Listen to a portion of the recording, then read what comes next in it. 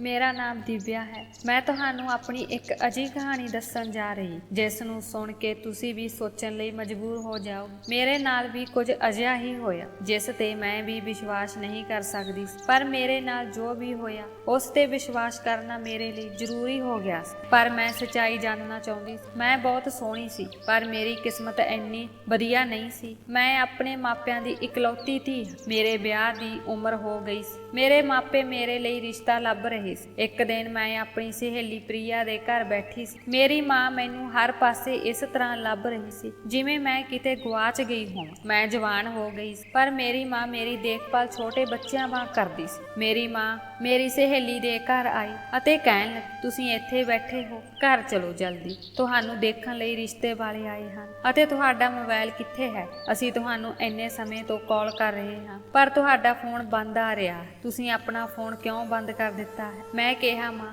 ਮੇਰੇ ਫੋਨ ਦੀ ਬੈਟਰੀ ਖਤਮ ਹੋ ਗਈ ਹੋਵੇਗੀ, ਸ਼ਾਇਦ ਇਸੇ ਲਈ ਬੰਦ ਹੋ ਗਿਆ ਹੋਵੇਗਾ। ਮੈਂ ਆਪਣੇ ਘਰ ਜਾਣ ਲਈ ਤਿਆਰ ਹੋ ਗਈ। ਫਿਰ ਮੇਰੀ ਦੋਸਤ ਪ੍ਰਿਆ ਵੀ ਮੇਰੇ ਨਾਲ ਜਾਣ ਲੱਗੀ। ਘਰ ਪਹੁੰਚਦਿਆਂ ਹੀ ਮੈਂ ਝੱਟ ਥੋੜਾ ਜਿਹਾ ਮੇਕਅਪ ਕੀਤਾ ਤੇ ਹੱਥ ਵਿੱਚ ਚਾਹ ਦੀ ਟਰੇ ਲੈ ਕੇ ਮੁੰਡੇ ਵਾਲਿਆਂ ਦੇ ਸਾਹਮਣੇ ਚਲੀ ਗਈ। ਉਹ ਲੋਕ ਮੈਨੂੰ ਦੇਖ ਕੇ ਹੈਰਾਨ ਰਹਿ ਗਏ। ਉਹਨਾਂ ਨੇ ਕਿਹਾ ਕਿ ਉਹ ਬਹੁਤ ਹੀ ਪਿਆਰੀ ਲੜਕੀ ਹੈ, ਸਾਨੂੰ ਤੁਹਾਡੀ ਲੜਕੀ ਬਹੁਤ ਪਸੰਦ ਹੈ। ਅਸੀਂ ਆਪਣੇ ਭਰਾ ਲਈ ਅਜਿਹੀ ਕੁੜੀ ਲੱਭ ਰਹੀ ਸੀ। ਉਹਨਾਂ ਨੇ ਕਿਹਾ ਕਿ ਉਸ ਦੇ ਮਾਂ-ਬਾਪ ਨਹੀਂ ਹਨ, ਮਤਲਬ ਮੁੰਡੇ ਦੀਆਂ ਭੈਣਾਂ ਮੈਨੂੰ ਦੇਖਣ ਆਈਆਂ ਸਨ। ਉਹ 2 ਭੈਣਾਂ ਸਨ ਅਤੇ ਦੋਵੇਂ ਹੀ ਵਿਆਹੀਆਂ ਹੋਈਆਂ ਸਨ। ਇਸੇ ਲਈ ਉਹ ਆਪਣੇ ਛੋਟੇ ਭਰਾ ਲਈ ਸੋਹਣੀ ਕੁੜੀ ਲੱਭ ਰਹੀਆਂ ਸਨ ਅਤੇ ਕਿਹਾ ਕਿ ਸਾਡੇ ਭਰਾ ਦਾ ਘਰ ਵੀ ਵੱਖਰਾ ਹੈ। ਇਹ ਰਿਸ਼ਤਾ ਬਹੁਤ ਵਧੀਆ ਸੀ। ਮੁੰਡਾ ਬਹੁਤ ਸੋਹਣਾ ਤਾਂ ਨਹੀਂ ਸੀ, ਪਰ ਰਿਸ਼ਤੇ ਤੋਂ ਇਨਕਾਰ ਕਰਨ ਦਾ ਕੋਈ ਕਾਰਨ ਨਹੀਂ ਸੀ। ਮੁੰਡਾ ਇੰਨਾ ਮਾੜਾ ਵੀ ਨਹੀਂ ਸੀ, ਬਸ ਰੰਗ ਦਾ ਥੋੜਾ ਜਿਹਾ ਕਾਲਾ ਸੀ। ਮੇਰੀ ਮਾਂ ਨੇ ਤਾਂ ਉਸ ਰਿਸ਼ਤੇ ਲਈ ਤੁਰੰਤ ਹਾਂ ਕਰ ਦਿੱਤੀ। ਉਸ ਮੁੰਡੇ ਦੀਆਂ ਭੈਣਾਂ ਦੀ ਇੱਕ ਹੀ ਸ਼ਰਤ ਸੀ ਕਿ ਵਿਆਹ ਜਲਦੀ ਤੋਂ ਜਲਦੀ ਹੋ ਜਾਵੇ, ਕਿਉਂਕਿ ਦੋਵੇਂ ਭੈਣਾਂ ਆਪੋ ਆਪਣੇ ਸਹੁਰੇ ਘਰ ਰਹਿੰਦੀਆਂ ਸਨ ਅਤੇ ਉਹਨਾਂ ਕੋਲ ਆਪਣੇ ਮਾਪਿਆਂ ਦੇ ਘਰ ਰਹਿਣ ਲਈ ਵੀ ਸਮਾਂ ਨਹੀਂ ਸੀ। ਇੱਕ ਭੈਣ ਸ਼ਹਿਰ ਤੋਂ ਬਾਹਰ ਰਹਿੰਦੀ ਸੀ, ਪਰ ਉਹ ਕੁਝ ਦਿਨਾਂ ਲਈ ਆਪਣੇ ਭਰਾ ਲਈ ਕੁੜੀ ਲੱਭਣ ਆਈ ਹੋਈ ਸੀ। ਮੇਰੀ ਮਾਂ ਨੇ ਕਿਹਾ ਕਿ ਰਿਸ਼ਤਾ ਹੱਥੋਂ ਨਿਕਲ ਜਾਵੇਗਾ। ਇਕੱਲਾ ਘਰ ਹੈ, ਮੁੰਡਾ ਵੀ ਪੜ੍ਹਿਆ ਲਿਖਿਆ ਅਤੇ ਅਮੀਰ ਹੈ ਤੇ ਸਭ ਤੋਂ ਚੰਗੀ ਗੱਲ ਇਹ ਸੀ ਕਿ ਮੁੰਡੇ ਦਾ ਘਰ ਮੇਰੇ ਘਰ ਦੇ ਬਿਲਕੁਲ ਨੇੜੇ ਸੀ। ਇਹ ਗੱਲ ਸਾਨੂੰ ਵੀ ਪਤਾ ਸੀ। ਇਸ ਘਰ 'ਚ ਇੱਕ ਲੜਕਾ ਰਹਿੰਦਾ ਜੋ ਇਕੱਲਾ ਰਹਿੰਦਾ ਹੈ। ਉਸ ਦੇ ਕੋਈ ਮਾਪੇ ਵੀ ਨਹੀਂ ਹਨ ਅਤੇ ਉਸ ਘਰ ਵਿੱਚ ਕਦੇ ਕੋਈ ਔਰਤ ਵੀ ਨਹੀਂ ਦੇਖੀ ਸੀ। ਇਸ ਕਰਕੇ ਕੋਈ ਉਹਨਾਂ ਦੇ ਆਉਂਦਾ ਜਾਂਦਾ ਵੀ ਨਹੀਂ ਸੀ ਅਤੇ ਸਾਡੀ ਕਦੇ ਬਹੁਤੀ ਗੱਲ ਵੀ ਨਹੀਂ ਹੋਈ ਸੀ। ਮੈਨੂੰ ਕੀ ਪਤਾ ਸੀ ਕਿ ਇਸ ਘਰ ਤੋਂ ਮੇਰੇ ਲਈ ਕੋਈ ਰਿਸ਼ਤਾ ਆਵੇਗਾ। ਜਿਸ ਮੁੰਡੇ ਨਾਲ ਮੈਂ ਵਿਆਹ ਕਰਨ ਜਾ ਰਹੀ ਸੀ, ਉਸ ਦਾ ਨਾਮ ਰੋਹਿਤ। ਮੈਂ ਸੁਣਿਆ ਸੀ ਕਿ ਮੈਂ ਜਿਸ ਮੁੰਡੇ ਨਾਲ ਵਿਆਹ ਕਰਨ ਜਾ ਰਹੀ ਹਾਂ ਉਹ ਬਹੁਤ ਵਧੀਆ ਅਤੇ ਮਿਹਨਤੀ ਮੁੰਡਾ ਹੈ। ਕੁਝ ਦਿਨਾਂ ਬਾਅਦ ਮੇਰਾ ਵਿਆਹ ਹੋ ਗਿਆ ਅਤੇ ਮੈਂ ਵਿਆਹ ਕਰਵਾ ਕੇ ਆਪਣੇ ਗੁਆਂਢ ਵਿੱਚ ਚਲੀ ਗਈ। ਜਦੋਂ ਵੀ ਮੇਰਾ ਦਿਲ ਕਰਦਾ ਮੈਂ ਆਪਣੇ ਪੇਕੇ ਘਰ ਆ ਜਾਂਦੀ ਸੀ। ਮੇਰੇ ਪਤੀ ਨੇ ਕਦੇ ਵੀ ਮੇਰੇ ਤੇ ਕੋਈ ਪਾਬੰਦੀ ਨਹੀਂ ਲਗਾਈ ਅਤੇ ਮੇਰੀਆਂ ਦੋਵੇਂ ਨਣਦਾਂ ਆਪਣੇ ਭਰਾ ਦਾ ਵਿਆਹ ਕਰਵਾ ਕੇ ਆਪੋ ਆਪਣੇ ਘਰਾਂ ਨੂੰ ਪਰਤ ਗਈਆਂ ਅਤੇ ਉਹ ਦੋਵੇਂ ਆਪਣੇ ਪੇਕੇ ਘਰ ਬਹੁਤ ਘੱਟ ਆਉਂਦੀਆਂ ਸਨ। ਮੈਂ ਆਪਣੇ ਸਹੁਰੇ ਘਰ ਵਿੱਚ ਬਹੁਤ ਖੁਸ਼ ਅਤੇ ਮੈਂ ਆਪਣੇ ਘਰ ਅਤੇ ਆਪਣੇ ਪਤੀ ਬਾਰੇ ਸਭ ਨੂੰ ਬਹੁਤ ਖੁਸ਼ੀ ਨਾਲ ਦੱਸਦੀ ਸੀ। ਮੇਰੀ ਮਾਂ ਕਹਿੰਦੀ ਹੁੰਦੀ ਸੀ ਕਿ ਇਹ ਹਰ ਕਿਸੇ ਨੂੰ ਨਹੀਂ ਦੱਸਦੇ ਕਿਉਂਕਿ ਨਜ਼ਰ ਲੱਗ ਜਾਂਦੀ ਅਤੇ ਹਰ ਕਿਸੇ ਦੀ ਕਿਸਮਤ ਵਿੱਚ ਨਹੀਂ ਲਿਖਿਆ ਹੁੰਦਾ ਜਿਸ ਦੇ ਨਾ ਕੋਈ ਸੱਸ ਹੈ, ਨਾ ਸਹੁਰਾ ਹੈ, ਨਾ ਜੇਠ ਅਤੇ ਨਾ ਹੀ ਨਣਦ। ਬਸ ਇੱਕ ਵੱਡਾ ਘਰ ਅਤੇ ਇੱਕ ਪਿਆਰ ਕਰਨ ਵਾਲਾ ਪਤੀ ਹੈ ਜੋ ਹਰ ਕੁੜੀ ਦੀ ਇੱਛਾ ਹੁੰਦੀ ਹੈ। ਪਰ ਮੇਰੇ ਮੂੰਹੋਂ ਹਮੇਸ਼ਾ ਇਹ ਗੱਲ ਨਿਕਲਦੀ ਸੀ ਕਿ ਮੈਂ ਆਪਣੇ ਸਹੁਰਿਆਂ ਤੋਂ ਬਹੁਤ ਖੁਸ਼ ਹਾਂ। ਮੇਰਾ ਪਤੀ ਬਹੁਤ ਚੰਗਾ ਹੈ ਅਤੇ ਮੈਂ ਵਿਆਹ ਤੋਂ ਬਾਅਦ ਬਹੁਤ ਖੁਸ਼। ਇੱਕ ਦਿਨ ਮੇਰੇ ਪਤੀ ਨੇ ਮੈਨੂੰ ਕਿਹਾ ਕਿ ਮੈਂ ਅੱਜ ਸ਼ਾਮ ਤੁਹਾਨੂੰ ਖਰੀਦਦਾਰੀ ਕਰਨ ਲਈ ਲੈ ਕੇ ਜਾਵਾਂ। ਮੈਂ ਸੋਚਿਆ ਰੋਹਿਤ ਮੇਰੇ ਲਈ ਬਹੁਤ ਕੁਝ ਕਰਦਾ ਹੈ, ਇਸ ਲਈ ਮੈਨੂੰ ਵੀ ਅੱਜ ਸ਼ਾਮ ਨੂੰ ਆਪਣੇ ਹੱਥਾਂ ਨਾਲ ਉਸ ਲਈ ਬਹੁਤ ਵਧੀਆ ਖਾਣਾ ਬਣਾਉਣਾ ਚਾਹੀਦਾ ਹੈ। ਜਦੋਂ ਕਿ ਮੇਰੇ ਘਰ ਦਾ ਖਾਣਾ ਮੇਰੇ ਨੌਕਰ ਬਣਾਇਆ ਕਰਦੀ ਸੀ। ਪਤਨੀ ਆਪਣੇ ਪਤੀ ਲਈ ਕੀ ਕਰ ਸਕਦੀ ਹੈ? ਜਾਂ ਤਾਂ ਚੰਗੀ ਤਰ੍ਹਾਂ ਤਿਆਰ ਹੋ ਜਾਵੇ ਜਾਂ ਉਸਦੇ ਲਈ ਉਸਦੀ ਪਸੰਦ ਦਾ ਖਾਣਾ ਬਣਾਵੇ ਅਤੇ ਉਸਦੀ ਹਰ ਗੱਲ ਮੰਨ ਲਵੇ ਅਤੇ ਮੈਂ ਵੀ ਇਹ ਸਭ ਕਰਦੀ ਸੀ। ਮੈਂ ਆਪਣੇ ਪਤੀ ਦੀ ਪਸੰਦ ਦਾ ਖਾਣਾ ਪਕਾਇਆ ਸੀ। ਉਹ ਘਰ ਆਏ ਅਤੇ ਬਹੁਤ ਖੁਸ਼ ਸੀ। ਉਸਨੇ ਮੈਨੂੰ ਕਿਹਾ ਕਿ ਸ਼ਾਮ ਨੂੰ ਮੈਂ ਤੁਹਾਨੂੰ ਖਰੀਦਦਾਰੀ ਕਰਾਵਾਂਗਾ ਅਤੇ ਉਹਨਾਂ ਨੇ ਕਿਹਾ ਕਿ ਅਸੀਂ ਰਾਤ ਦਾ ਖਾਣਾ ਵੀ ਬਾਹਰ ਖਾਵਾਂਗੇ। ਮੈਂ ਉਸ ਨੂੰ ਕਿਹਾ ਕਿ ਮੈਂ ਤੁਹਾਡੇ ਲਈ ਤੁਹਾਡੀ ਪਸੰਦ ਦਾ ਖਾਣਾ ਤਿਆਰ ਕੀਤਾ ਹੈ, ਇਸ ਲਈ ਅਸੀਂ ਖਾਣਾ ਘਰ ਹੀ ਖਾਵਾਂਗੇ। ਇਹ ਮੇਰੀ ਗੱਲ ਸੁਣ ਕੇ ਉਹ ਬਹੁਤ ਖੁਸ਼ ਹੋਏ ਅਤੇ ਅਸੀਂ ਖਾਣਾ ਖਾਣ ਬੈਠ ਗਏ। ਪਰ ਜਿਵੇਂ ਹੀ ਅਸੀਂ ਖਾਣਾ ਖਤਮ ਕੀਤਾ, ਅਚਾਨਕ ਰੋਹਿਤ ਨੂੰ ਪਤਾ ਨਹੀਂ ਕੀ ਹੋ ਗਿਆ ਕਿ ਉਹ ਇੱਕ ਪਾਸੇ ਡਿੱਗ ਗਏ। ਮੈਂ ਸੋਚਿਆ ਕਿ ਉਹ ਮੇਰੇ ਨਾਲ ਮਜ਼ਾਕ ਕਰ ਰਹੇ ਹੈ ਜਾਂ ਐਕਟਿੰਗ ਕਰ ਰਹੀ ਹੈ। ਪਰ ਜਦੋਂ ਮੈਂ ਜਾਂਚ ਕੀਤੀ ਤਾਂ ਉਹ ਬੇਹੋਸ਼ ਹੋ ਗਿਆ ਸੀ। ਮੈਂ ਬਹੁਤ ਪਰੇਸ਼ਾਨ ਹੋ ਗਈ ਸੀ। ਮੈਂ ਰੋਹਿਤ ਨੂੰ ਉਠਾਉਣ ਦੀ ਬਹੁਤ ਕੋਸ਼ਿਸ਼ ਕੀਤੀ ਪਰ ਉਸ ਨੂੰ ਹੋਸ਼ ਨਹੀਂ ਆਇਆ। ਮੈਨੂੰ ਕੁਝ ਸਮਝ ਨਹੀਂ ਆ ਰਿਹਾ ਸੀ ਕਿ ਮੈਂ ਕੀ ਕਰਾਂ। ਮੈਂ ਆਪਣੇ ਘਰ ਵੱਲ ਭੱਜੀ। ਮੈਂ ਦੇਖਿਆ ਕਿ ਮੇਰੇ ਘਰ ਕੋਈ ਨਹੀਂ ਸੀ ਤੇ ਤਾਲਾ ਲੱਗਿਆ ਹੋਇਆ ਸੀ। ਮੈਂ ਤੁਰੰਤ ਐਂਬੂਲੈਂਸ ਬੁਲਾਈ ਅਤੇ ਆਪਣੇ ਪਤੀ ਨੂੰ ਹਸਪਤਾਲ ਲੈ ਗਈ। ਜਦੋਂ ਮੈਂ ਉਸ ਨੂੰ ਡਾਕਟਰ ਕੋਲ ਲੈ ਕੇ ਗਈ ਤਾਂ ਡਾਕਟਰ ਨੇ ਮੇਰੇ ਵੱਲ ਅਜੀਬ ਜਿਹੀਆਂ ਨਜ਼ਰਾਂ ਨਾਲ ਦੇਖੀ। ਮੈਂ ਡਾਕਟਰ ਨੂੰ ਸਾਰੀ ਗੱਲ ਦੱਸੀ ਕਿ ਰੋਹਿਤ ਬਿਲਕੁਲ ਠੀਕ ਸੀ ਅਤੇ ਅਸੀਂ ਬੈਠ ਕੇ ਖਾਣਾ ਖਾ ਰਹੇ ਸੀ। ਪਤਾ ਨਹੀਂ ਅਚਾਨਕ ਉਸ ਨੂੰ ਕੀ ਹੋ ਗਿਆ ਅਤੇ ਉਹ ਬੇਹੋਸ਼ ਹੋ ਗਈ। ਉਹ ਨਵੇਂ ਡਾਕਟਰ ਸੀ। ਉਸ ਨੇ ਹੈਰਾਨੀ ਨਾਲ ਮੇਰੇ ਵੱਲ ਦੇਖਿਆ। ਉਸ ਨੇ ਕਿਹਾ ਕਿ ਉਹ ਮੇਰੇ ਪਤੀ ਨੂੰ ਜਾਣਦੇ ਹੈ। ਕਹਿਣ ਲੱਗੇ ਕਿ ਇਹ ਤਾਂ ਮੇਰੇ ਭਰਾ ਦਾ ਦੋਸਤ ਹੈ। ਮੈਂ ਕਿਹਾ ਦੇਖੋ, ਮੈਨੂੰ ਨਹੀਂ ਪਤਾ ਕਿ ਮੇਰੇ ਪਤੀ ਨੂੰ ਕੀ ਹੋ ਗਿਆ ਹੈ। ਕਿਰਪਾ ਕਰਕੇ ਇਸ ਨੂੰ ਠੀਕ ਕਰ ਦਿਓ। ਡਾਕਟਰ ਰੋਹਿਤ ਨੂੰ ਅੰਦਰ ਲੈ ਗਏ ਤੇ ਮੈਂ ਬਹੁਤ ਚਿੰਤਤ ਸੀ। ਮੇਰੇ ਬਾਹਰ ਬੈਠੀ ਦੇ ਹੱਥ ਪੈਰ ਕੰਬ ਰਹੇ ਸੀ। ਮੈਨੂੰ ਸਮਝ ਨਹੀਂ ਆ ਰਹੀ ਸੀ ਕਿ ਇਹ ਕੀ ਹੋ ਰਿਹਾ ਹੈ। ਡਾਕਟਰ ਬਾਹਰ ਆਇਆ। ਮੈਂ ਇੱਕਦਮ ਉੱਠ ਕੇ ਉਸ ਕੋਲ ਜਾ ਕੇ ਪੁੱਛਿਆ, ਡਾਕਟਰ ਜੀ, ਮੇਰੇ ਪਤੀ ਨੂੰ ਕੀ ਹੋ ਗਿਆ ਹੈ? ਉਸਨੇ ਮੈਨੂੰ ਦੱਸਿਆ ਕਿ ਤੇਰੇ ਪਤੀ ਨੂੰ ਦਿਲ ਦਾ ਦੌਰਾ ਪਿਆ ਹੈ ਅਤੇ ਹੁਣ ਉਸ ਦੇ ਆਖਰੀ ਸਾਹ ਚੱਲ ਰਹੇ ਹਨ। ਇਹ ਸੁਣ ਕੇ ਮੇਰੇ ਪੈਰਾਂ ਹੇਠੋਂ ਜ਼ਮੀਨ ਨਿਕਲ ਗਈ। ਡਾਕਟਰ ਨੇ ਕਿਹਾ ਕਿ ਤੁਸੀਂ ਆਪਣੇ ਪਤੀ ਨੂੰ ਮਿਲ ਸਕਦੇ ਹੋ ਪਰ ਅਸੀਂ ਕਿਸੇ ਨੂੰ ਅਜੇ ਮਰੀਜ਼ਾਂ ਨੂੰ ਮਿਲਣ ਨਹੀਂ ਦਿੰਦੇ। ਪਰ ਤੁਹਾਡਾ ਪਤੀ ਮੇਰੇ ਭਰਾ ਦਾ ਦੋਸਤ ਹੈ, ਇਸ ਲਈ ਅਸੀਂ ਤੁਹਾਨੂੰ ਅੰਦਰ ਜਾਣ ਦੀ ਇਜਾਜ਼ਤ ਦੇ ਰਹੇ ਹਾਂ। ਉਹ ਡਾਕਟਰ ਬਹੁਤ ਚੰਗਾ ਸੀ। ਉਸ ਦਾ ਨਾਮ ਡਾਕਟਰ ਵਿਜੇ ਸੀ। ਉਹ ਸ਼ਾਇਦ ਇਸ ਹਸਪਤਾਲ ਦਾ ਨਵਾਂ ਡਾਕਟਰ ਸੀ। ਉਹ ਡਾਕਟਰ ਬਹੁਤ ਘੱਟ ਉਮਰ ਦਾ ਅਤੇ ਜਵਾਨ ਸੀ। ਮੈਂ ਉਸ ਦਾ ਧੰਨਵਾਦ ਕੀਤਾ ਅਤੇ ਅੰਦਰ ਚਲੀ ਗਈ। ਪਰ ਅੰਦਰ ਜਾ ਕੇ ਪਤਾ ਲੱਗਾ ਕਿ ਮੇਰੇ ਪਤੀ ਇਸ ਦੁਨੀਆ ਵਿੱਚ ਨਹੀਂ ਰਹੇ। ਸ਼ਾਇਦ ਮੈਂ ਲੇਟ ਹੋ ਗਈ ਸੀ। ਮੈਂ ਰੋ ਰਹੀ ਸੀ। ਮੇਰੀ ਹਾਲਤ ਬਹੁਤ ਖਰਾਬ ਹੋ ਗਈ ਸੀ। ਮੇਰੇ ਪਤੀ ਦੇ ਸੰਸਕਾਰ ਤੋਂ ਬਾਅਦ ਮੇਰੇ ਮਾਤਾ ਪਿਤਾ ਵੀ ਮੇਰੇ ਘਰ ਸਨ ਅਤੇ ਉਸ ਤੋਂ ਬਾਅਦ ਮੈਂ ਆਪਣੇ ਕਮਰੇ ਵਿੱਚ ਬੈਠੀ ਰੋ ਰਹੀ ਸੀ। ਰੋਂਦੇ ਰੋਂਦੇ ਮੈਨੂੰ ਨੀਂਦ ਆ ਗਈ। ਜਦੋਂ ਮੇਰਾ ਪਤੀ ਮੇਰੇ ਸੁਪਨੇ ਵਿੱਚ ਆਇਆ, ਉਸਨੇ ਆ ਕੇ ਮੇਰਾ ਹੱਥ ਫੜਿਆ ਅਤੇ ਮੇਰੇ ਸਿਰ ਤੇ ਪਿਆਰ ਨਾਲ ਹੱਥ ਫੇਰਿਆ ਅਤੇ ਕਿਹਾ ਕਿ ਰੋਣ ਦੀ ਕੋਈ ਲੋੜ ਨਹੀਂ ਹੈ। ਮੈਂ ਤੁਹਾਨੂੰ ਰੋਂਦੇ ਹੋਏ ਨਹੀਂ ਦੇਖ ਸਕਦਾ। ਮੈਂ ਚਾਹੁੰਦਾ ਹਾਂ ਕਿ ਤੁਸੀਂ ਪਹਿਲਾਂ ਵਾਂਗ ਖੁਸ਼ ਰਹੋ ਅਤੇ ਤੁਹਾਨੂੰ ਆਪਣੇ ਮਾਪਿਆਂ ਦੇ ਘਰ ਰਹਿਣ ਦੀ ਕੋਈ ਲੋੜ ਨਹੀਂ ਹੈ। ਤੁਸੀਂ ਆਪਣੇ ਘਰ ਜਾ ਕੇ ਰਹੋ ਜਿੱਥੇ ਤੁਸੀਂ ਅਤੇ ਮੈਂ ਰਹਿੰਦੇ ਸੀ ਅਤੇ ਖੁਸ਼ੀ ਨਾਲ ਰਹੋ। ਚਿੰਤਾ ਨਾ ਕਰੋ, ਸਭ ਕੁਝ ਠੀਕ ਹੋ ਜਾਵੇਗਾ। ਮੈਂ ਕਿਹਾ, ਰੋਹਿਤ, ਤੇਰੇ ਬਿਨਾਂ ਕੁਝ ਠੀਕ ਕਿਵੇਂ ਹੋਵੇਗਾ? ਮੈਂ ਤੈਨੂੰ ਬਹੁਤ ਪਿਆਰ ਕਰਨ ਲੱਗ ਪਈ ਸੀ। ਤੇਰੇ ਬਿਨਾਂ ਕੁਝ ਵੀ ਚੰਗਾ ਨਹੀਂ ਲੱਗਦਾ ਅਤੇ ਮੈਂ ਤੇਰੇ ਬਿਨਾਂ ਨਹੀਂ ਰਹਿ ਸਕਦੀ। ਮੈਨੂੰ ਤੇਰੇ ਨਾਲ ਪਿਆਰ ਸੀ। ਮੈਂ ਸਾਰੀ ਉਮਰ ਤੇਰੇ ਨਾਲ ਬਿਤਾਉਣਾ ਚਾਹੁੰਦੀ ਸੀ ਅਤੇ ਸਾਡੇ ਵਿਆਹ ਨੂੰ 3 ਮਹੀਨੇ ਹੀ ਹੋਏ ਸਨ ਅਤੇ ਤੁਸੀਂ ਮੈਨੂੰ ਛੱਡ ਕੇ ਚਲੇ ਗਏ। ਤੇਰੇ ਬਿਨਾਂ ਮੈਂ ਇੱਥੇ ਇਕੱਲੀ ਕਿਵੇਂ ਰਹਾਂਗੀ? ਰੋਹਿਤ ਨੇ ਕਿਹਾ, ਕਿਸਨੇ ਕਿਹਾ ਕਿ ਮੈਂ ਤੈਨੂੰ ਛੱਡ ਕੇ ਗਿਆ ਹਾਂ? ਮੈਂ ਤੈਨੂੰ ਬਿਲਕੁਲ ਨਹੀਂ ਛੱਡਿਆ। ਮੈਂ ਇੱਥੇ ਹੀ ਤੇਰੇ ਨਾਲ ਹਾਂ। ਮੈਂ ਹਮੇਸ਼ਾ ਤੇਰੇ ਨਾਲ ਰਹਾਂਗੀ। ਪਰ ਇਹ ਯਾਦ ਰੱਖੋ ਕਿ ਜਦੋਂ ਚਾਹੋ ਮੈਨੂੰ ਮਿਲੋ। ਤੁਹਾਨੂੰ ਮੈਨੂੰ ਮਿਲਣ ਲਈ ਸਾਡੇ ਘਰ ਆਉਣਾ ਪਵੇਗਾ। ਉੱਥੇ ਮੈਂ ਹਮੇਸ਼ਾ ਤੁਹਾਡੇ ਨਾਲ ਰਹਾਂਗਾ। ਮੇਰੇ ਸੁਪਨੇ ਵਿੱਚ ਮੈਂ ਆਪਣੇ ਪਤੀ ਦਾ ਹੱਥ ਫੜਿਆ ਅਤੇ ਕਿਹਾ, ਰੋਹਿਤ, ਕਿਰਪਾ ਕਰਕੇ ਮੈਨੂੰ ਇਕੱਲੇ ਨਾ ਛੱਡੋ। ਮੈਂ ਤੁਹਾਡੇ ਬਿਨਾਂ ਨਹੀਂ ਰਹਿ ਸਕਦੀ। ਅਚਾਨਕ ਮੇਰੀ ਅੱਖ ਖੁੱਲੀ ਅਤੇ ਮੈਂ ਦੇਖਿਆ ਕਿ ਮੇਰੇ ਆਸ-ਪਾਸ ਕੋਈ ਨਹੀਂ ਸੀ। ਮੈਂ ਆਪਣਾ ਸੁਪਨਾ ਯਾਦ ਕਰਕੇ ਬਹੁਤ ਰੋਣ ਲੱਗ ਪਈ। ਕਾਸ਼ ਇਹ ਸੁਪਨਾ ਸੱਚ ਹੁੰਦਾ ਤੇ ਰੋਹਿਤ ਮੇਰੇ ਸਾਹਮਣੇ ਹੁੰਦਾ। ਮੇਰੇ ਪਤੀ ਦੀ ਮੌਤ ਨੂੰ 15 ਦਿਨ ਹੋ ਗਏ ਸਨ। ਇਸ ਦੌਰਾਨ ਮੇਰੀ ਸਹੇਲੀ ਪ੍ਰਿਆ ਵੀ ਕਈ ਵਾਰ ਮੈਨੂੰ ਮਿਲਣ ਆਈ ਸੀ। ਉਹ ਵਿਚਾਰੀ ਕੁੜੀ ਮੇਰੇ ਕੋਲ ਆਈ ਅਤੇ ਮੈਨੂੰ ਦਿਲਾਸਾ ਦੇਣ ਲੱਗੀ ਤੇ ਕਹਿਣ ਲੱਗੀ ਕਿ ਇੰਨਾ ਨਾ ਰੋ, ਤੇਰੀ ਸਿਹਤ ਖਰਾਬ ਹੋ ਜਾਵੇ। ਮੈਂ ਪ੍ਰਿਆ ਨੂੰ ਜੱਫੀ ਪਾ ਕੇ ਬਹੁਤ ਰੋਈ। ਮੈਂ ਆਪਣੇ ਸੁਪਨੇ ਬਾਰੇ ਸਿਰਫ ਪ੍ਰਿਆ ਨੂੰ ਦੱਸਿਆ ਸੀ। ਜਦੋਂ ਪ੍ਰਿਆ ਨੂੰ ਮੈਂ ਆਪਣਾ ਸੁਪਨਾ ਸੁਣਾਇਆ ਤਾਂ ਉਸ ਨੂੰ ਮੇਰੇ ਸੁਪਨੇ ਤੇ ਯਕੀਨ ਨਹੀਂ ਹੋਇਆ ਕਿਉਂਕਿ ਉਸ ਨੂੰ ਸੁਪਨਿਆਂ ਤੇ ਵਿਸ਼ਵਾਸ ਨਹੀਂ ਸੀ। ਪਰ ਉਸ ਨੇ ਮੈਨੂੰ ਕੁਝ ਨਹੀਂ ਕਿਹਾ। ਮੈਂ ਸੋਚਿਆ ਕਿ ਇਹ ਇੱਕ ਸੁਪਨਾ ਸੀ, ਪਰ ਇਹ ਕਿੰਨਾ ਚੰਗਾ ਹੁੰਦਾ ਜੇ ਇਹ ਸੱਚ ਹੁੰਦਾ। ਮੈਂ ਆਪਣੇ ਸੁਪਨਿਆਂ ਵਿੱਚ ਆਖਰੀ ਵਾਰ ਆਪਣੇ ਪਤੀ ਨੂੰ ਮਿਲੀ। ਉਸ ਨੇ ਮੇਰਾ ਹੱਥ ਫੜ ਲਿਆ ਅਤੇ ਮੈਨੂੰ ਜੱਫੀ ਪਾ ਲਈ। ਇਹ ਮੇਰੇ ਲਈ ਕਾਫੀ ਸੀ। ਜਦੋਂ ਕੁਝ ਦਿਨ ਬੀਤ ਗਏ ਤਾਂ ਮੈਂ ਆਪਣੀ ਮਾਂ ਨੂੰ ਕਿਹਾ ਕਿ ਮੈਂ ਆਪਣੇ ਸਹੁਰੇ ਘਰ ਜਾਣਾ ਚਾਹੁੰਦੀ। ਹੁਣ ਮੈਂ ਇੱਥੇ ਆਪਣੇ ਪਿਤਾ ਜੀ ਦੇ ਘਰ ਨਹੀਂ ਰਹਿਣਾ ਚਾਹੁੰਦੀ। ਮੇਰੀ ਮਾਂ ਨੇ ਮੈਨੂੰ ਕਿਹਾ,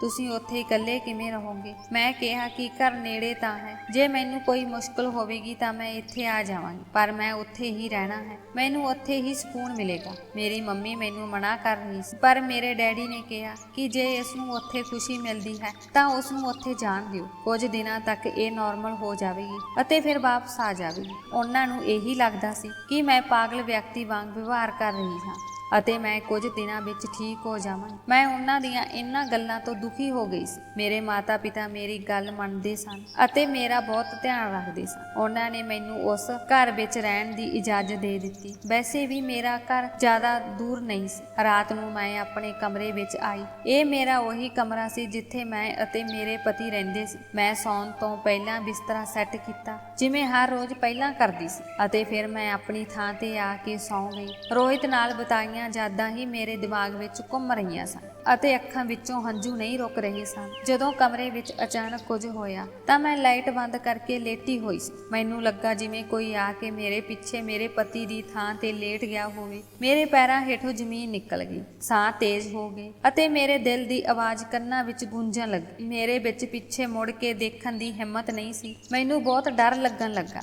ਜਦੋਂ ਕੋਈ ਇਸ ਸੰਸਾਰ ਨੂੰ ਛੱਡਦਾ ਹੈ ਤਾਂ ਮਨੁੱਖ ਦੀ ਇੱਛਾ ਹੁੰਦੀ ਹੈ ਕਿ ਉਹ ਕਿਤੇ ਵੀ ਵਾਪਸ ਆ ਜਾਵੇ ਅਤੇ ਅਸੀਂ ਇਸ ਨੂੰ ਦੇਖ ਸਕਦੇ ਸੀ, ਪਰ ਮੈਨੂੰ ਨਹੀਂ ਪਤਾ ਸੀ ਕਿ ਇਹ ਭਾਵਨਾ ਜ਼ਿੰਦਗੀ ਵਿੱਚ ਇੰਨੀ ਡਰਾਵਨੀ ਹੋਵੇਗੀ। ਮੈਨੂੰ ਬਹੁਤ ਡਰ ਲੱਗਣ ਲੱਗਾ। ਅਸਲ ਵਿੱਚ ਮੈਂ ਇਹ ਵੀ ਮਹਿਸੂਸ ਕਰ ਸਕਦੀ ਸੀ ਕਿ ਕੋਈ ਬੈੱਡ ਤੇ ਲੇਟਿਆ ਹੋਇਆ ਹੈ ਅਤੇ ਉਸ ਦੇ ਭਾਰ ਕਾਰਨ ਬਿਸਤਰਾ ਵੀ ਹੇਠਾਂ ਝੁਕ ਗਿਆ ਸੀ। ਮੇਰੇ ਵਿੱਚ ਪਿੱਛੇ ਮੁੜਨ ਦੀ ਹਿੰਮਤ ਨਹੀਂ ਸੀ ਅਤੇ ਮੈਨੂੰ ਯਕੀਨ ਸੀ ਕਿ ਸ਼ਾਇਦ ਮੇਰੇ ਪਤੀ ਨੇ ਮੇਰੇ ਸੁਪਨੇ ਵਿੱਚ ਮੈਨੂੰ ਜੋ ਕਿਹਾ ਸੀ ਉਹ ਸੱਚ ਸੀ। ਸ਼ਾਇਦ ਉਹ ਸੁਪਨਾ ਸਿਰਫ ਸੁਪਨਾ ਹੀ ਨਹੀਂ ਸੀ, ਉਹ ਅਸਲ ਵਿੱਚ ਉਸ ਸਮੇਂ ਮੇਰੇ ਨਾਲ ਸੀ ਅਤੇ ਮੇਰੇ ਪਿੱਛੇ ਪਿਆ ਹੋਇਆ ਸੀ। ਰੋਹਿਤ ਇਸ ਦੁਨੀਆ 'ਚ ਨਹੀਂ ਸੀ, ਮੈਂ ਇਹ ਜਾਣਦੀ ਹਾਂ, ਪਰ ਇਹ ਸਿਰਫ ਰੋਹਿਤ ਹੀ ਹੋ ਸਕਦੇ ਹੈ। ਮੈਂ ਉਸ ਦੇ ਸਾਹ ਸੁਣ ਸਕਦੀ ਸੀ, ਮੈਂ ਉਸ ਦੀ ਮਹਿਕ ਨੂੰ ਸੁੰਘ ਸਕਦੀ ਸੀ। ਮੈਂ ਆਪਣੀਆਂ ਅੱਖਾਂ ਬੰਦ ਕਰ ਲਈਆਂ ਅਤੇ ਮੈਂ ਮਹਿਸੂਸ ਕੀਤਾ ਕਿ ਉਹ ਮੇਰੇ ਨਾਲ ਹੈ ਅਤੇ ਮੈਂ ਸੌਂ ਗਈ। ਜਦੋਂ ਮੈਂ ਉੱਠੀ ਤਾਂ ਇਹ ਦੇਖ ਕੇ ਹੈਰਾਨ ਰਹਿ ਗਈ। ਜਿਸ ਥਾਂ ਤੇ ਰੋਹਿਤ ਸੌਂਦੇ ਸੀ ਉਸ ਥਾਂ ਦਾ ਬਿਸਤਰਾ ਵੀ ਖਰਾਬ ਹੋ ਗਿਆ ਸੀ। ਇਸ ਦਾ ਮਤਲਬ ਹੈ ਕਿ ਉਹ ਰਾਤ ਨੂੰ ਇੱਥੇ ਆਈ ਸੀ। ਉਸਨੇ ਮੈਨੂੰ ਕਿਹਾ ਸੀ ਕਿ ਉਹ ਹਮੇਸ਼ਾ ਮੇਰੇ ਨਾਲ ਰਹੇਗਾ ਅਤੇ ਹਰ ਰਾਤ ਮੈਨੂੰ ਮਿਲਣ ਆਵੇਗਾ, ਪਰ ਆਪਣੇ ਘਰ ਹੀ ਆਵੇਗਾ। ਅਗਲੇ ਦਿਨ ਮੈਂ ਮਾਂ ਕੋਲ ਚਲੀ ਗਈ। ਉਸਨੇ ਮੈਨੂੰ ਰਾਤ ਨੂੰ ਆਪਣੇ ਕੋਲ ਹੀ ਰੱਖ ਲਿਆ ਕਿਉਂਕਿ ਬਾਹਰ ਬਹੁਤ ਮੀਂਹ ਪੈ ਰਿਹਾ ਸੀ। ਉਸਨੇ ਕਿਹਾ, ਅੱਜ ਰਾਤ ਨੂੰ ਜਾਣ ਦੀ ਕੋਈ ਲੋੜ ਨਹੀਂ, ਤੁਸੀਂ ਅੱਜ ਇੱਥੇ ਰਹੋ। ਪਰ ਅੱਜ ਰਾਤ ਅਜਿਹਾ ਕੁਝ ਨਹੀਂ ਹੋਇਆ। ਆਪਣੇ ਮਾਤਾ ਪਿਤਾ ਦੇ ਘਰ ਆਉਣ ਤੋਂ ਬਾਅਦ ਮੈਨੂੰ ਕੋਈ ਸੁਪਨਾ ਨਹੀਂ ਆਇਆ, ਪਰ ਮੈਂ ਆਪਣੇ ਪਤੀ ਨਾਲ ਰਹਿਣਾ ਸੀ ਕਿਉਂਕਿ ਮੈਂ ਉਸ ਨਾਲ ਗੱਲ ਕਰਨੀ ਸੀ। ਮੈਂ ਉਹਨਾਂ ਨੂੰ ਮਹਿਸੂਸ ਕਰਨਾ ਚਾਹੁੰਦੀ ਸੀ, ਇਸੇ ਲਈ ਮੈਂ ਆਪਣੇ ਪਤੀ ਦੇ ਘਰ ਰਹਿਣ ਦਾ ਫੈਸਲਾ ਕੀਤਾ। ਅਗਲੇ ਦਿਨ ਮੈਂ ਜ਼ੋਰ ਪਾ ਕੇ ਆਪਣੇ ਘਰ ਚਲੀ ਗਈ। ਜਿਵੇਂ ਜਿਵੇਂ ਰਾਤ ਹੋਣ ਲੱਗੀ ਮੈਨੂੰ ਫਿਰ ਉਹੀ ਅਹਿਸਾਸ ਹੋਣ ਲੱਗਾ। ਇਸ ਵਾਰ ਮੈਨੂੰ ਇੰਨੀ ਨੀਂਦ ਆਈ ਕਿ ਮੈਨੂੰ ਪਤਾ ਨਹੀਂ ਲੱਗਿਆ ਕਿ ਮੈਂ ਕਿੱਥੇ ਹਾਂ। ਪਰ ਜਦੋਂ ਮੈਂ ਸਵੇਰੇ ਉੱਠੀ ਤਾਂ ਮੇਰਾ ਦਿਲ ਬਹੁਤ ਹਲਕਾ ਹੋ ਗਿਆ ਸੀ। ਮੈਨੂੰ ਲੱਗਾ ਜਿਵੇਂ ਸਭ ਕੁਝ ਠੀਕ ਸੀ। ਮੈਨੂੰ ਲੱਗਾ ਜਿਵੇਂ ਮੇਰਾ ਪਤੀ ਮੇਰੇ ਨਾਲ ਹੋਵੇ, ਜਿਵੇਂ ਉਹ ਅਜੇ ਜਿਉਂਦਾ ਹੈ ਅਤੇ ਇਸ ਘਰ ਵਿੱਚ ਰਹਿ ਰਿਹਾ ਹੈ, ਜਿਵੇਂ ਉਹ ਕੰਮ ਤੇ ਚਲਾ ਗਿਆ ਹੈ ਅਤੇ ਮੈਂ ਘਰ ਦੇ ਸਾਰੇ ਕੰਮ ਮੁਕਾਉਣੇ ਹਨ। ਮੇਰਾ ਪਤੀ ਇਸ ਦੁਨੀਆ 'ਚ ਨਹੀਂ ਸੀ, ਪਰ ਮੇਰੇ ਨਾਲ ਜ਼ਰੂਰ ਸੀ ਅਤੇ ਮੈਂ ਇਸ ਤਰ੍ਹਾਂ ਆਪਣੀ ਜ਼ਿੰਦਗੀ ਜੀ ਰਹੀ ਸੀ। ਹਰ ਰਾਤ ਜਦੋਂ ਮੈਂ ਆਪਣਾ ਪਾਸਾ ਬਦਲ ਕੇ ਸੌਂਦੀ ਤਾਂ ਮੈਨੂੰ ਅਹਿਸਾਸ ਹੁੰਦਾ ਕਿ ਕੋਈ ਮੇਰੀ ਪਿੱਠ ਤੇ ਲੇਟਿਆ ਹੋਇਆ ਹੈ। ਇੱਕ ਦਿਨ ਮੈਂ ਹਿੰਮਤ ਇਕੱਠੀ ਕੀਤੀ ਅਤੇ ਸੋਚਿਆ ਕਿ ਅੱਜ ਮੈਂ ਜ਼ਰੂਰ ਦੇਖਾਂਗੀ ਕਿ ਮੇਰਾ ਪਤੀ ਇੱਥੇ ਹੈ ਜਾਂ ਨਹੀਂ।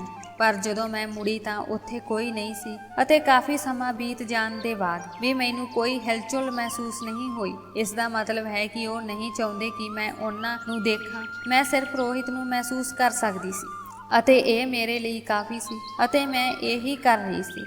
ਜਦੋਂ ਮੇਰੀ ਸਹੇਲੀ ਪ੍ਰਿਆ ਮੈਨੂੰ ਮੇਰੇ ਘਰ ਮਿਲਣ ਆਈ ਤਾਂ ਉਸਨੇ ਮੈਨੂੰ ਕਿਹਾ ਕਿ ਤੁਸੀਂ ਪਹਿਲਾਂ ਨਾਲੋਂ ਬਹੁਤ ਵਧੀਆ ਲੱਗ ਰਹੇ ਹੋ, ਤੁਸੀਂ ਆਪਣੇ ਆਪ ਨੂੰ ਸੰਭਾਲ ਲਿਆ ਹੈ। ਕਿਹਾ ਜਾਂਦਾ ਹੈ ਕਿ ਰੱਬ ਸਬਰ ਦਿੰਦਾ ਹੈ। ਵੈਸੇ ਵੀ ਤੇਰੀ ਉਮਰ ਕਿੰਨੀ ਸੀ ਤੇ ਤੇਰੇ ਵਿਆਹ ਨੂੰ 3 ਮਹੀਨੇ ਵੀ ਨਹੀਂ ਹੋਏ ਸਨ। ਤੁਹਾਨੂੰ ਕਿਸੇ ਬਾਰੇ ਦੁਬਾਰਾ ਸੋਚਣਾ ਚਾਹੀਦਾ ਹੈ। ਤੁਹਾਡੇ ਕੋਈ ਬੱਚੇ ਵੀ ਨਹੀਂ ਹਨ ਅਤੇ ਬਹੁਤੇ ਲੋਕ ਇਹ ਵੀ ਨਹੀਂ ਜਾਣਦੇ। ਜੇਕਰ ਤੁਸੀਂ ਕਿਸੇ ਹੋਰ ਇਲਾਕੇ ਵਿੱਚ ਵਿਆਹ ਕਰਵਾ ਲੈਂਦੇ ਹੋ ਤਾਂ ਉਹ ਲੋਕ ਅੰਦਾਜ਼ਾ ਵੀ ਨਹੀਂ ਲਗਾ ਸਕਣਗੇ ਕਿ ਤੁਹਾਡਾ ਪਹਿਲਾਂ ਵਿਆਹ ਹੋਇਆ ਹੈ।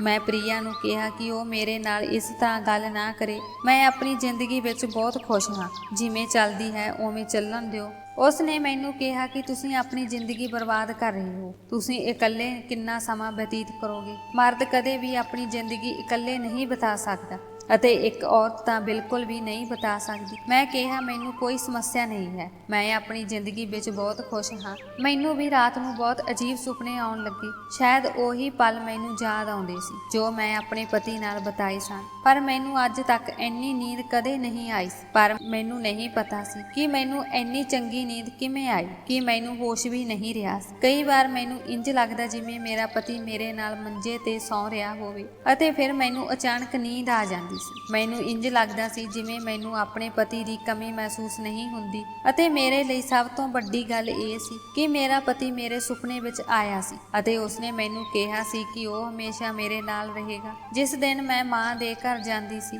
ਤਾਂ ਉਸ ਦਿਨ ਅਜਿਹਾ ਕੁਝ ਨਹੀਂ ਹੁੰਦਾ ਸੀ। ਹੁਣ ਮੇਰੀ ਮਾਂ ਨੂੰ ਵੀ ਮੇਰੀ ਚਿੰਤਾ ਹੋਣ ਲੱਗੀ ਕਿਉਂਕਿ ਮੇਰੀ ਹਰਕਤ ਕੁਝ ਅਜੀਬ ਹੋ ਗਈ ਸੀ। ਕਦੇ ਮੈਂ ਬੈਠੀ ਮੁਸਕਰਾਉਣ ਲੱਗ ਜਾਂਦੀ ਅਤੇ ਕਦੇ ਆਪਣੇ ਪਤੀ ਬਾਰੇ ਸੋਚ ਕੇ ਆਪਣੇ ਆਪ ਨਾਲ ਗੱਲਾਂ ਕਰਨ ਲੱਗ ਜਾਂਦੀ। ਮੇਰੀ ਮਾਂ ਨੇ ਮੈਨੂੰ ਕਿਹਾ ਕਿ ਤੂੰ ਇਕੱਲੀ ਨਹੀਂ ਰਹੇਗੀ, ਉਹ ਵੀ ਰਾਤ ਨੂੰ। ਤੇਰੇ ਡੈਡੀ ਵੀ ਗੁੱਸਾ ਕਰ ਰਹੇ ਸੀ। ਹੁਣ ਅਸੀਂ ਤੇਰਾ ਵਿਆਹ ਕਰਾਵਾਂਗੇ। ਮੈਂ ਕਿਹਾ ਮੈਂ ਦੁਬਾਰਾ ਵਿਆਹ ਨਹੀਂ ਕਰਾਂਗੀ।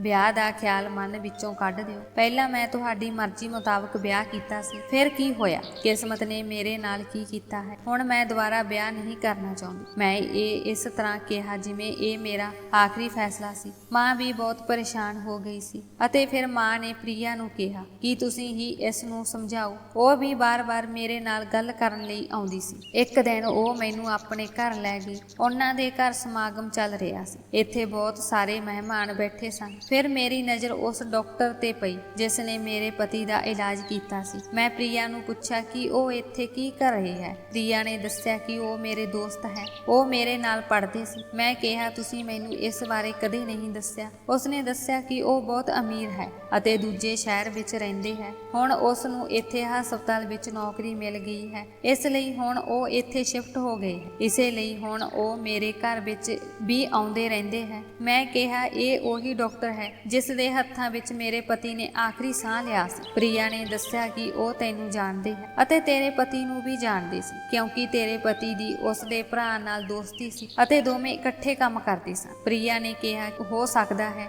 ਕਿ ਮੈਂ ਵੀ ਉਸ ਨਾਲ ਵਿਆਹ ਕਰਾ ਲਵਾਂ ਕਿਉਂਕਿ ਮੇਰੇ ਪਰਿਵਾਰ ਵਾਲੇ ਇਸ ਲੜਕੇ ਨੂੰ ਬਹੁਤ ਪਸੰਦ ਕਰਦੇ ਹਨ ਅਤੇ ਸਾਡੇ ਰਿਸ਼ਤੇ ਦੀ ਗੱਲ ਚੱਲ ਰਹੀ ਹੈ। ਅਸੀਂ ਦੋਵੇਂ ਇੱਕ ਦੂਜੇ ਨਾਲ ਕਈ ਵਾਰ ਮੈਸੇਜ ਰਾਹੀਂ ਗੱਲ ਕਰਦੇ ਹਾਂ। ਮੈਂ ਕਿਹਾ ਮੁਬਾਰਕਾਂ, ਤੇਰਾ ਇਸ ਮੁੰਡੇ ਨਾਲ ਜਲਦੀ ਵਿਆਹ ਹੋ ਜਾਣਾ ਚਾਹੀਦਾ ਹੈ। ਡਾਕਟਰ ਦੀ ਪਤਨੀ ਬਣਨਾ ਵੱਡੀ ਗੱਲ ਹੈ ਅਤੇ ਇਹ ਵਿਅਕਤੀ ਦੇਖਣ ਵਿੱਚ ਬਹੁਤ ਸੁੰਦਰ ਹੈ। ਉਸਨੇ ਕਿਹਾ ਹੁਣ ਦੇਖਦੇ ਹਾਂ ਅੱਗੇ ਕੀ ਹੁੰਦਾ ਹੈ। ਮੈਂ ਆਪਣੇ ਦੋਸਤ ਲਈ ਬਹੁਤ ਖੁਸ਼ ਸੀ। ਮੈਂ ਹਰ ਵੇਲੇ ਆਪਣੇ ਪਤੀ ਬਾਰੇ ਸੋਚਦੀ ਰਹਿੰਦੀ ਸੀ। ਮੈਂ ਆਪਣੇ ਪਤੀ ਨਾਲ ਬਹੁਤ ਵਧੀਆ ਸਮਾਂ ਬਿਤਾਇਆ ਤੇ ਉਸ ਤੋਂ ਬਾਅਦ ਰੋਹਿਤ ਅਚਾਨਕ ਇਸ ਦੁਨੀਆ ਤੋਂ ਚਲੇ ਗਏ। ਅਸੀਂ ਇਕੱਠੇ ਬੈਠੇ ਸੀ। ਉਹ ਪਿਆਰ ਦੀਆਂ ਗੱਲਾਂ ਕਰ ਰਹੇ ਸਨ। ਰੋਹਿਤ ਕਹਿ ਰਿਹਾ ਸੀ ਕਿ ਮੈਂ ਤੁਹਾਨੂੰ ਸ਼ਾਪਿੰਗ ਕਰਨ ਲਈ ਲੈ ਕੇ ਜਾਵਾਂਗਾ, ਅੱਜ ਤੁਸੀਂ ਬਹੁਤ ਖੁਸ਼ ਹੋਵੋਗੇ। ਅਤੇ ਉਹ ਦਿਨ ਮੇਰੀ ਜ਼ਿੰਦਗੀ ਦਾ ਸਭ ਤੋਂ ਦੁਖਦਾਈ ਦਿਨ ਸੀ। ਮੈਨੂੰ ਨਹੀਂ ਪਤਾ ਸੀ ਕਿ ਮੇਰੇ ਪਤੀ ਨੂੰ ਦਿਲ ਦਾ ਦੌਰਾ ਪਿਆ ਸੀ। ਉਸ ਡਾਕਟਰ ਨੇ ਕਿਹਾ ਸੀ ਕਿ ਇਹ ਅਚਾਨਕ ਕਿਸੇ ਨੂੰ ਵੀ ਹੋ ਸਕਦਾ ਹੈ ਅਤੇ ਜਿਨ੍ਹਾਂ ਲੋਕਾਂ ਨੂੰ ਦਿਲ ਦੀ ਸਮੱਸਿਆ ਹੁੰਦੀ ਹੈ, ਜਦੋਂ ਤੱਕ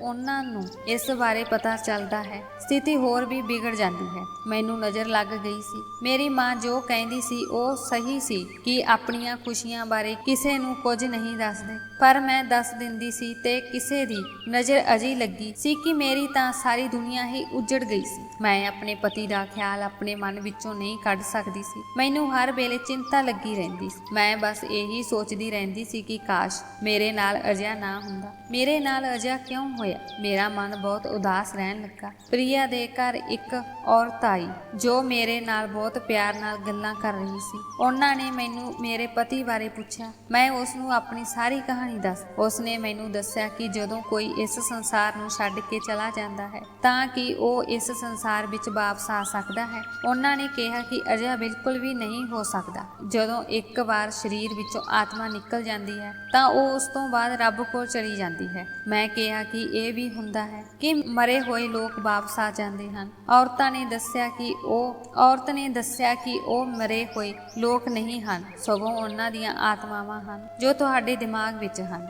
ਉਹ ਤੁਹਾਡੇ ਨਾਲ ਖੇਡਾਂ ਖੇਡ ਰਹੀ ਹੁੰਦੀ ਹੈ ਅਤੇ ਤੁਹਾਡੇ ਨਾਲ ਝੂਠ ਬੋਲ ਰਹੀ ਹੁੰਦੀ ਹੈ, ਤੁਹਾਨੂੰ ਵਰਤ ਰਹੀ ਹੁੰਦੀ ਹੈ। ਮੈਂ ਉਸ ਦੀ ਗੱਲ ਸੁਣ ਕੇ ਬਹੁਤ ਡਰ ਗਈ ਸੀ। ਇਸ ਦਾ ਭਾਵ ਹੈ ਕਿ ਉਹ ਮੇਰਾ ਪਤੀ ਨਹੀਂ, ਉਸ ਦੀ ਆਤਮਾ ਹੈ ਜੋ ਭੜਕ ਰਹੀ ਹੈ। ਮੈਨੂੰ ਬਹੁਤ ਡਰਨ ਲੱਗਣ ਲੱਗਾ। ਮੈਨੂੰ ਸਮਝ ਨਹੀਂ ਆ ਰਹੀ ਸੀ ਕਿ ਕੀ ਕਰਾਂ। ਮੈਂ ਉਸ ਔਰਤ ਨੂੰ ਬਾਰ-ਬਾਰ ਦੇਖਦੀ ਰਹੀ ਅਤੇ ਫਿਰ ਉਸ ਔਰਤ ਕੋਲ ਗਈ ਅਤੇ ਉਸ ਨੂੰ ਆਪਣੇ ਪਤੀ ਦੇ ਸੁਪਨੇ ਬਾਰੇ ਦੱਸਿਆ। ਉਸਨੇ ਮੈਨੂੰ ਕਿਹਾ, ਬੇਟਾ ਅਜਿਹਾ ਕੁਝ ਨਹੀਂ ਹੈ, ਤੁਹਾਨੂੰ ਕੋਈ ਭੁਲੇਖਾ ਹੈ। ਉਸਨੇ ਮੈਨੂੰ ਕਿਹਾ ਕਿ ਇੱਕ ਕੰਮ ਕਰੋ, ਉਸ ਘਰ ਵਿੱਚ ਇਕੱਲੇ ਰਹਿਣਾ ਬੰਦ ਕਰ ਦਿਓ, ਕਿਉਂਕਿ ਜਦੋਂ ਤੱਕ ਤੁਸੀਂ ਇਕੱਲੇ ਰਹੋਗੇ ਤੁਹਾਨੂੰ ਇਹ ਵਹਿਮ ਬਣਿਆ ਰਹੇਗਾ। ਮੈਂ ਕਿਹਾ ਕਿ ਜੇ ਮੈਂ ਆਪਣੇ ਪੇਕੇ ਘਰ ਹੁੰਦੀ ਹਾਂ ਤਾਂ ਅਜਿਹਾ ਨਹੀਂ ਹੁੰਦਾ। ਉਸਨੇ ਕਿਹਾ ਕਿ ਠੀਕ ਹੈ, ਤਾਂ ਤੁਸੀਂ ਉਸ ਘਰ ਵਿੱਚ ਨਾ ਰਹੋ ਅਤੇ ਇਸ ਗੱਲ ਨੂੰ ਆਪਣੇ ਦਿਮਾਗ ਵਿੱਚ ਨਾ ਆਉਣ ਦਿਓ। ਮੇਰਾ ਦਿਲ ਅਜੇ ਵੀ ਸਵੀਕਾਰ ਨਹੀਂ ਕਰ ਰਿਹਾ ਸੀ ਅਤੇ ਜੋ ਸੁਪਨਾ ਮੈਂ ਦੇਖਿਆ ਸੀ ਉਸ ਦਾ ਕੀ ਅਰਥ ਸੀ। ਮੈਂ ਬਹੁਤ ਡਰੀ ਹੋਈ ਸੀ। ਮੈਂ ਫੈਸਲਾ ਕਰ ਲਿਆ ਸੀ ਕਿ ਹੁਣ ਕੀ ਕਰਨਾ ਹੈ।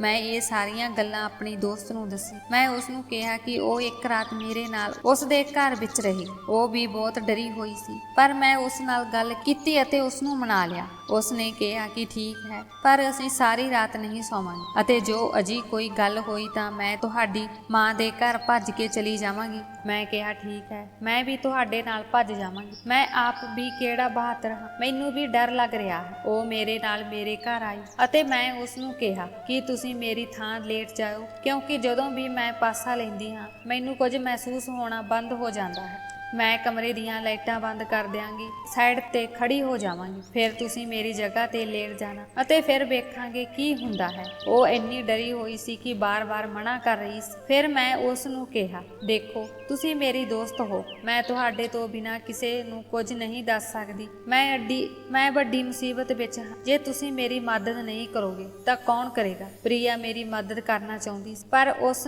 ਵਿੱਚ ਇੰਨੀ ਹਿੰਮਤ ਨਹੀਂ ਸੀ। ਉਹ ਸਿਰਫ ਆਪਣੇ ਡਰ ਕਾਰਨ ਇਨਕਾਰ ਕਰ ਰਹੀ। ਇਸ ਵੇਲੇ ਮੈਂ ਉਸ ਨੂੰ ਮਨਾ ਲਿਆ ਅਤੇ ਉਹ ਮੰਨ ਗਈ। ਉਸ ਨੇ ਕਿਹਾ, ਕਿੱਥੇ ਤੁਸੀਂ ਮੇਰੀ ਜਾਨ ਵੀ ਨਹੀਂ ਛੱਡ ਸਕਦੇ। ਚਲੋ ਇੱਕ ਕੰਮ ਕਰਦੇ ਹਾਂ, ਇਸ ਕੰਮ ਤੋਂ ਬਾਅਦ ਤੁਸੀਂ ਇਸ ਘਰ ਵਿੱਚ ਬਿਲਕੁਲ ਵੀ ਇਕੱਲੇ ਨਹੀਂ ਰਹੋਗੇ। ਤੁਹਾਨੂੰ ਮੇਰੇ ਨਾਲ ਇੱਕ ਵਾਅਦਾ ਕਰਨਾ ਹੋਵੇ, ਇੱਥੇ ਜੋ ਵੀ ਹੋਵੇ ਇਸ ਤੋਂ ਬਾਅਦ ਤੁਸੀਂ ਇੱਥੇ ਨਹੀਂ ਰਹੋਗੇ ਅਤੇ ਦੁਬਾਰਾ ਵਿਆਹ ਵੀ ਕਰੋਗੇ। ਮੈਂ ਕਿਹਾ ਠੀਕ ਹੈ, ਪਰ ਫਿਲਹਾਲ ਕਿਰਪਾ ਕਰਕੇ ਮੇਰੀ ਮਦਦ ਕਰੋ। ਮੈਂ ਪਰਦੇ ਪਿੱਛੇ ਲੁਕ ਗਈ। ਮੈਂ ਅੱਜ ਕਮਰੇ ਦੀ ਰੋਸ਼ਨੀ ਨੂੰ ਥੋੜਾ ਐਡਜਸਟ ਕੀਤਾ, ਪਰ ਅਜੇ ਵੀ ਬਹੁਤੀ ਰੋਸ਼ਨੀ ਨਹੀਂ ਸੀ। ਬਸ ਇੰਨਾ ਹੀ ਕਾਫੀ ਹੈ ਕਿ ਕੁਝ ਸਾਫ਼ ਦੇਖਿਆ ਜਾ ਸਕੇ। ਮੇਰੀ ਦੋਸਤ ਮੇਰੀ ਥਾਂ ਤੇ ਲੇਟ ਗਈ ਅਤੇ ਬਿਲਕੁਲ ਉਸੇ ਤਰ੍ਹਾਂ ਜਿਵੇਂ ਮੈਂ ਲੇਟਦੀ ਹੁੰਦੀ ਸੀ। ਉਸ ਦਾ ਚਿਹਰਾ ਮੇਰੇ ਵੱਲ ਸੀ। ਮੈਂ ਉਸ ਨੂੰ ਇਸ਼ਾਰਾ ਕਰਕੇ ਕਿਹਾ, ਦੇਖੋ ਮੈਂ ਇੱਥੇ ਖੜੀ ਹਾਂ, ਤੁਹਾਨੂੰ ਡਰਨ ਦੀ ਕੋਈ ਲੋੜ ਨਹੀਂ ਹੈ। ਉਹ ਬਹੁਤ ਡਰੀ ਹੋਈ ਲੱਗ ਰਹੀ ਸੀ। ਮੈਂ ਮੰਜੇ ਵੱਲ ਹੀ ਦੇਖ ਰਹੀ ਸੀ। ਫਿਲਹਾਲ ਉੱਥੇ ਕੁਝ ਵੀ ਨਹੀਂ ਸੀ, ਪਰ ਇਹ ਵੀ ਸੰਭਵ ਹੈ ਕਿ ਮੈਂ ਆਪਣੇ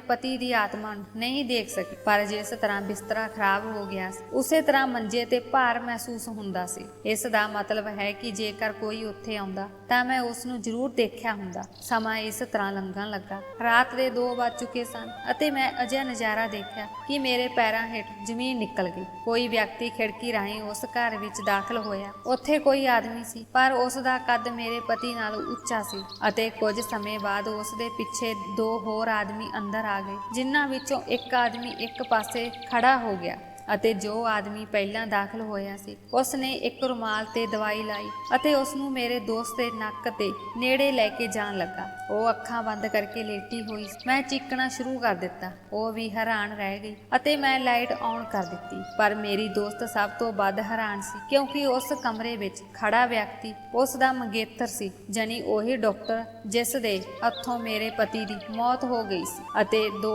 ਹੋਰ ਵਿਅਕਤੀ ਵੀ ਉਸ ਦੇ ਨਾਲ ਸਨ। ਮੈਂ ਪਾਸਿਓਂ ਇੱਕ ਸੋਟੀ ਚੁੱਕ ਕੇ ਕਿਹਾ ਕਿ ਜੇ ਤੁਸੀਂ ਅੱਗੇ ਵਧਣ ਦੀ ਕੋਸ਼ਿਸ਼ ਕੀਤੀ ਤਾਂ ਮੈਂ ਤੁਹਾਨੂੰ ਸਾਰਿਆਂ ਨੂੰ ਮਾਰ ਦਿਆਂਗੀ। ਮੇਰੀ ਦੋਸਤ ਵੀ ਮੇਰੇ ਪਿੱਛੇ ਛੁਪ ਗਈ। ਉਸ ਨੂੰ ਪੁੱਛਿਆ, ਤੁਸੀਂ ਇੱਥੇ ਕੀ ਕਰ ਰਹੇ ਹੋ ਅਤੇ ਇਹ ਲੋਕ ਕੌਣ? ਉਸ ਡਾਕਟਰ ਨੇ ਦੋਵਾਂ ਨੂੰ ਉੱਥੋਂ ਭਜਾ ਦਿੱਤਾ ਅਤੇ ਕਿਹਾ, ਮੇਰੀ ਗੱਲ ਸੁਣੋ, ਮੈਂ ਤੁਹਾਨੂੰ ਸਭ ਕੁਝ ਦੱਸਾਂਗਾ। ਉਹ ਡਾਕਟਰ ਵੀ ਬਹੁਤ ਘਬਰਾਇਆ ਹੋਇਆ ਸੀ, ਪਰ ਮੈਂ ਉਸ ਦੀ ਕਹਾਣੀ ਸਮਝ ਗਈ ਸੀ। ਮੈਂ ਆਪਣੇ ਨੰਬਰ ਤੋਂ ਆਪਣੇ ਡੈਡੀ ਨੂੰ ਫੋਨ ਕੀਤਾ, ਪਰ ਇਸ ਤਰ੍ਹਾਂ ਕਿ ਉਹਨਾਂ ਨੂੰ ਪਤਾ ਹੀ ਨਾ ਲੱਗੇ। ਕੁਝ ਦੇਰ ਬਾਅਦ ਮੇਰੇ ਪਿਤਾ ਜੀ ਵੀ ਉੱਥੇ ਪਹੁੰਚ ਗਏ, ਕਿਉਂਕਿ ਮੈਂ ਘਰ ਦਾ ਦਰਵਾਜ਼ਾ ਬੰਦ ਨਹੀਂ ਕੀਤਾ ਸੀ, ਅਤੇ ਮੇਰੀ ਮਾਂ ਵੀ ਆ ਗਈ। ਉਹਨਾਂ ਨੇ ਇਸ ਡਾਕਟਰ ਵਿਜੇ ਨੂੰ ਫੜ ਲਿਆ ਅਤੇ ਇੱਕ ਪਾਸੇ ਬਿਠਾ ਲਿਆ। ਇਸ ਤੋਂ ਬਾਅਦ ਉਸਨੇ ਸਾਰੀ ਸੱਚਾਈ ਦੱਸੀ। ਉਸ ਦੀ ਗੱਲ ਸੁਣ ਕੇ ਸਾਡੇ ਹੋਸ਼ ਉੱਡ ਗਏ। ਪਹਿਲਾਂ ਤਾਂ ਉਹ ਕੁਝ ਨਹੀਂ ਦੱਸ ਰਿਹਾ ਸੀ, ਪਰ ਸ਼ਾਇਦ ਮੇਰੇ ਡੈਡੀ ਨੂੰ ਇਹ ਗੱਲ ਸਮਝ ਆ ਗਈ ਸੀ, ਇਸ ਲਈ ਉਹ ਬਾਰ-ਬਾਰ ਉਸ ਦੇ ਹੱਥ ਚੁੱਕ ਰਹੇ ਸੀ ਅਤੇ ਉਹ ਚੁੱਪਚਾਪ ਕੁੱਟ ਸਹਿ ਰਿਹਾ ਸੀ, ਕਿਉਂਕਿ ਇਹ ਉਸ ਦੀ ਗਲਤੀ ਸੀ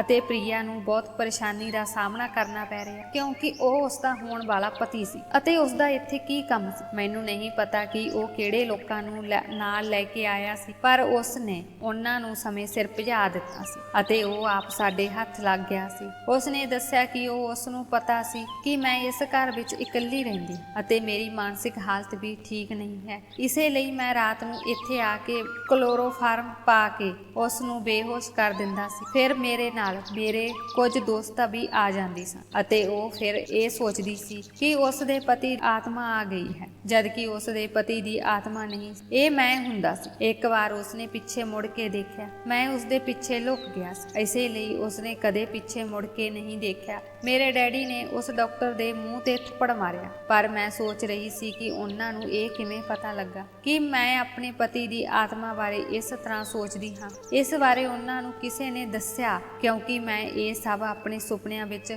ਦੇਖਿਆ ਸੀ। ਜਦੋਂ ਮੈਂ ਉਸ ਨੂੰ ਇਹ ਸਵਾਲ ਪੁੱਛਿਆ ਤਾਂ ਉਸਨੇ ਪ੍ਰਿਆ ਵੱਲ ਦੇਖਿਆ ਅਤੇ ਆਪਣਾ ਸਿਰ ਝੁਕਾ ਲਿਆ। ਪ੍ਰਿਆ ਨੇ ਦੱਸਿਆ ਕਿ ਅਸੀਂ ਦੋਵੇਂ ਇੱਕ ਦੂਜੇ ਨਾਲ ਫੋਨ ਤੇ ਗੱਲ ਕਰਦੀ ਸੀ। ਜਦੋਂ ਤੁਸੀਂ ਮੈਨੂੰ ਇਹ ਦੱਸਿਆ ਸੀ ਤਾਂ ਮੈਂ ਉਸ ਨੂੰ ਵੀ ਕਿਹਾ ਸੀ, ਪਰ ਮੈਂ ਉਸ ਨੂੰ ਇਸ ਤਰ੍ਹਾਂ ਨਹੀਂ ਦੱਸਿਆ ਸੀ। ਮੈਂ ਉਸ ਨੂੰ ਇਹ ਕਿਹਾ ਸੀ ਕਿ ਮੇਰੀ ਦੋਸਤ ਬਹੁਤ ਦੁਖੀ ਹੈ, ਉਸ ਨੂੰ ਅਜੀਬ ਸੁਪਨੇ ਆਉਂਦੇ ਹਨ ਅਤੇ ਉਹ ਮੰਨਦੀ ਹੈ ਕਿ ਉਸ ਦੇ ਪਤੀ ਦੀ ਆਤਮਾ ਹਰ ਰਾਤ ਉਸ ਨੂੰ ਮਿਲਣ ਆਉਂਦੀ ਹੈ ਅਤੇ ਉਸ ਨੂੰ ਮਿਲ ਕੇ ਚਲੀ ਜਾਂਦੀ ਹੈ। ਮੈਨੂੰ ਨਹੀਂ ਪਤਾ ਸੀ ਕਿ ਉਹ ਇੰਨਾ ਘਟੀਆ ਵਿਅਕਤੀ ਹੈ ਕਿ ਉਹ ਇਸ ਦਾ ਫਾਇਦਾ ਉਠਾਵੇਗਾ। ਮੈਂ ਉਸ ਨੂੰ ਇਹ ਗੱਲ ਅਚਾਨਕ ਦੱਸ ਦਿੱਤੀ ਸੀ ਅਤੇ ਉਸ ਨੂੰ ਕਿਹਾ ਸੀ ਕਿ ਉਹ ਮੇਰੀ ਦੋਸਤ ਲਈ ਪ੍ਰਾਰਥਨਾ ਕਰੇ, ਪਰ ਮੈਂ ਆਪਣਾ ਸਿਰ ਫੜ ਲਿਆ। ਮੇਰੇ ਨਾਲ ਇੰਨਾ ਵੱਡਾ ਹਾਦਸਾ ਹੋ ਗਿਆ ਸੀ, ਮੈਂ ਬੇਹੋਸ਼ ਹੋ ਗਈ। ਮੇਰੇ ਡੈਡੀ ਨੇ ਉਸ ਡਾਕਟਰ ਨੂੰ ਪੁਲਿਸ ਹਵਾਲੇ ਕਰ ਦਿੱਤਾ। ਪ੍ਰਿਆ ਨੇ ਉਸ ਨਾਲ ਆਪਣੇ ਸਾਰੇ ਰਿਸ਼ਤੇ ਖਤਮ ਕਰ ਦਿੱਤੇ ਅਤੇ ਮੈਂ ਫਿਰ ਆਪਣੀ ਜ਼ਿੰਦਗੀ ਦੇ ਇੱਕ ਵੱਡੇ ਦੁੱਖ ਤੋਂ ਦੂਜੇ ਦੁੱਖ ਵਿੱਚ ਚਲੀ ਗਈ ਸੀ। ਇਹ ਮੇਰੀ ਗਲਤੀ ਸੀ। ਇਹ ਸਾਰੀਆਂ ਗੱਲਾਂ ਮੈਂ ਆਪਣੇ ਮਨ ਵਿੱਚ ਰੱਖੀਆਂ ਹੋਈਆਂ ਸਨ। ਜਦੋਂ ਬੰਦਾ ਇਸ ਸੰਸਾਰ ਨੂੰ ਛੱਡ ਜਾਂਦਾ ਹੈ,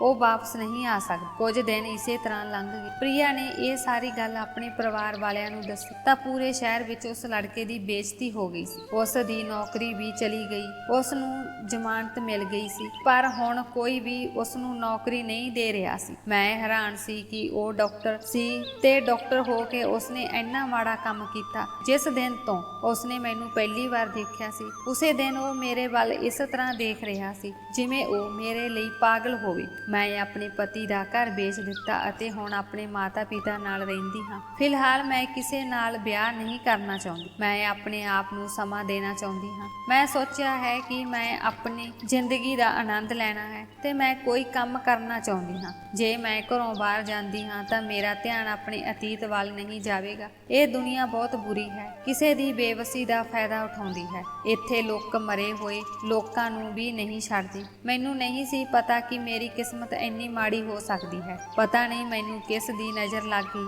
ਕਿ ਕਿਸੇ ਨੇ ਮੇਰੇ ਨਾਲ ਇਹ ਸਭ ਕੀਤਾ ਸੀ। ਮੈਂ ਕੁਝ ਨਹੀਂ ਜਾਣਦੀ ਸੀ, ਪਰ ਮੇਰੇ ਨਾਲ ਬਹੁਤ ਬੁਰੀਆਂ ਗੱਲਾਂ ਹੋਈਆਂ। ਹੁਣ ਮੈਂ ਆਪਣੇ ਆਪ ਨੂੰ ਬਦਲਣਾ ਚਾਹੁੰਦੀ ਹਾਂ। ਫਿਲਹਾਲ ਮੈਂ ਘਰ 'ਚ ਹਾਂ, ਪਰ ਜਿਵੇਂ ਹੀ ਮੈਨੂੰ ਚੰਗੀ ਨੌਕਰੀ ਮਿਲੇਗੀ ਮੈਂ ਆਪਣੀ ਜ਼ਿੰਦਗੀ 'ਚ ਰੁੱਝ ਜਾਵਾਂਗੀ। ਦੋਸਤੋ, ਮੈਨੂੰ ਉਮੀਦ ਹੈ ਕਿ ਤੁਹਾਨੂੰ ਸਾਡੀ ਕਹਾਣੀ ਪਸੰਦ ਆਈ ਹੋਵੇ। ਜੇਕਰ ਤੁਹਾਨੂੰ ਕਹਾਣੀ ਚੰਗੀ ਲੱਗੀ ਤਾਂ ਵੀਡੀਓ ਨੂੰ ਲਾਈਕ ਕਰੋ। ਜੇਕਰ ਚੈਨਲ ਤੇ ਨਵੇਂ ਹੋ ਤਾਂ ਚੈਨਲ ਨੂੰ ਸਬਸਕ੍ਰਾਈਬ ਕਰੋ ਅਤੇ ਹਾਂ, ਨੋਟੀਫਿਕੇਸ਼ਨ ਘੰਟੀ ਨੂੰ ਜ਼ਰੂਰ ਦਬਾਇਓ ਤਾਂ ਜੋ ਤੁਹਾਨੂੰ ਅਗਲੀ ਅਪਡੇਟ ਸਭ ਤੋਂ ਪਹਿਲਾਂ ਮਿਲ ਸਕੇ। ਧੰਨਵਾਦ।